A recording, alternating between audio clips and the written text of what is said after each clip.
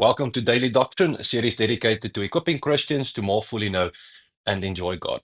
What is Principia? In philosophy, a principium is a fundamental or foundational principle. So it describes truths that are self-evident and from which other truths can be known or derived.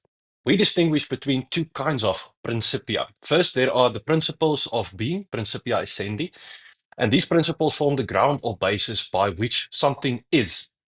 Second, there are the principles of knowledge, and they are the principles by which something is known. And the principles of knowledge can then further be divided into two categories: the external source of knowledge outside of ourselves, and the way that knowledge is internally apprehended. Now, according to the Reformed scholastic tradition, these three categories, the principle of essence, external knowledge, and how knowledge is internally apprehended, helps us to approach every kind of science. So, in the non-theological sciences, the principle of essence is God. He is the ultimate source and fountain of all our knowledge. He's also the reason for existence of the created world, and everything that is because God is. The principle of external knowledge is, in the non-theological sciences, is God's creation, whether it is nature or man. And the principle of internal apprehension of knowledge is what we call human reason. So that is to say, we apprehend the knowledge available to us in God's creation by the intellectual activity of the human mind. In theology, God is once again the principle of essence. All our knowledge of God is rooted in God Himself, and only God knows God's self fully. Everything we know about God is because He is the one that gives archetypal knowledge.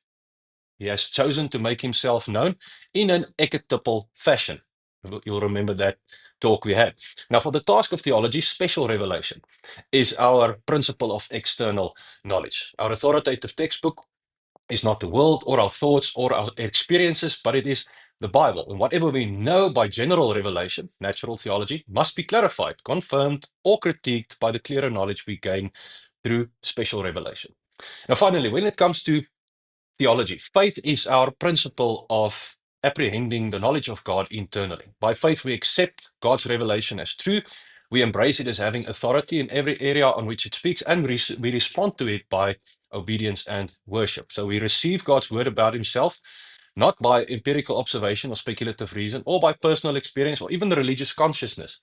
Faith is the organ by which God's special revelation can and must be received. So we know God because God has chosen to make Himself known, and what can be known must be believed in order to truly understand.